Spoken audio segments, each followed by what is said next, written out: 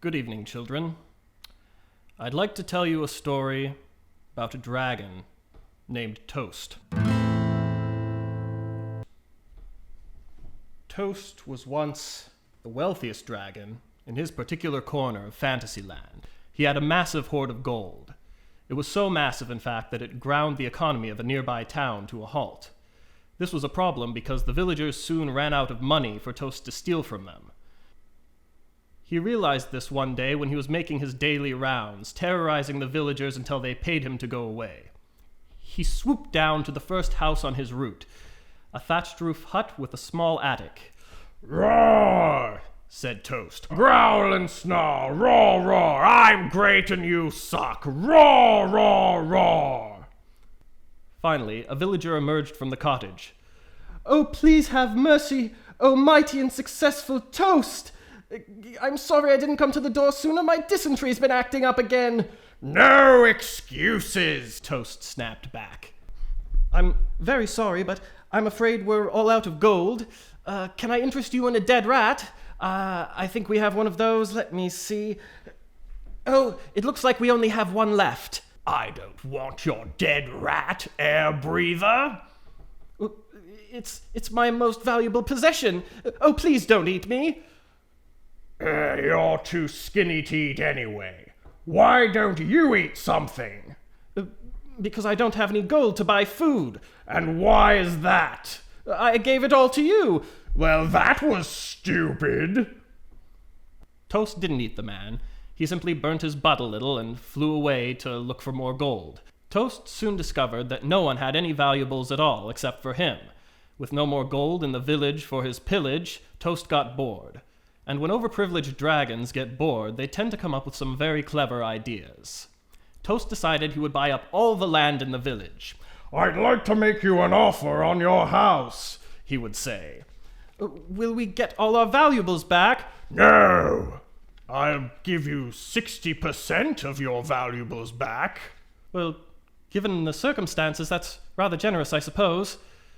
The villagers had to accept Toast's lowball offers. They were desperate, and besides, the dragon would have eaten them alive if they had refused. The problem was the villagers still needed somewhere to live.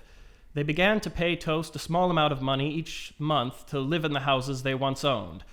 Toast called this rent. He soon got back all the valuables in gold, plus a fair chunk of change that the villagers earned trading with other villages. But eventually the villagers could no longer pay him, so Toast ate them and flew away to find more investors. Toast went to a real estate investors conference in a nearby town. It doesn't look like I have you on my list," the receptionist said when Toast arrived. Toast was persistent and said, "Try looking under.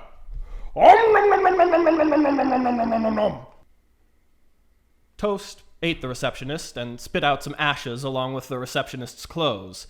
He made a small snowman-like pile with the ashes and covered it with the slobbery, singed outfit.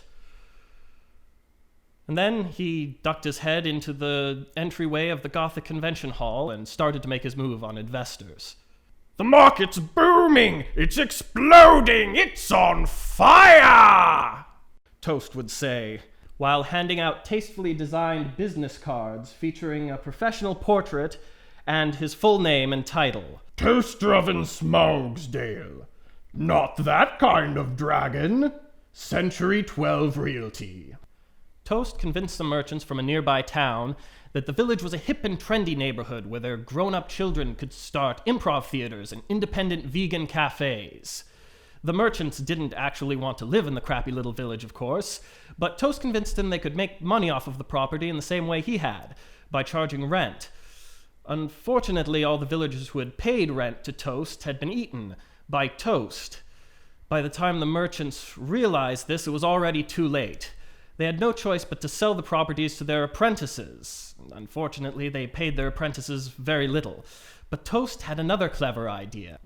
He would loan the apprentices enough money to buy the houses. Toast would actually own the houses until he got back all of his money, plus a bit extra, which the apprentices would pay a small portion of every month, until they died. Toast called this a death pledge, or mortgage. Soon it became such common practice that the apprentices forgot what it meant and started calling it mortgage instead. "Well, I don't think we can afford this on our salaries," the apprentices would say, "but with a little one on the way, we could use the space and stability, and we can't keep paying that ridiculous rent.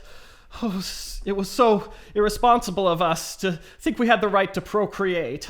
If only we hadn't felt entitled to the natural functions of our own bodies. If only we didn't want to selfishly raise the next generation of our species." "We all make mistakes," Toast countered compassionately. "Might I suggest a mortgage?"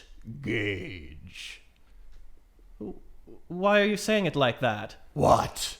Mortgage?" Yes, like that. Mortgage. Why are you making it sound so sinister?"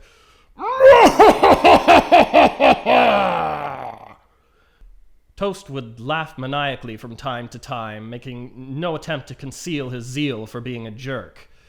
But the apprentices had no choice, of course. It soon just became common sense and a rite of passage to make a death pledge with the dragon.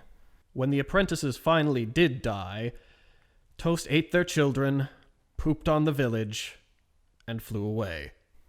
The end.